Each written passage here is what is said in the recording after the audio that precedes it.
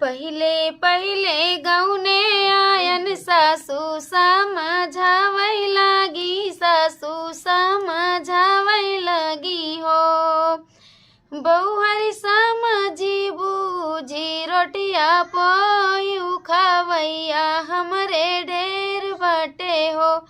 हो बहुहरी समझी बूझी रोटिया पोयू खावैया हमरे ढेर बटे हो। घोघा भर के चावल दिली, सुतुही भर के दाल दिली, इमली के पाते पे नमक दिली, बबूरे के पाते पे आटा दिली हो। बहुहरी समझी बूझी रोटिया पोयू खावैया हमरे ढेर बटे हो।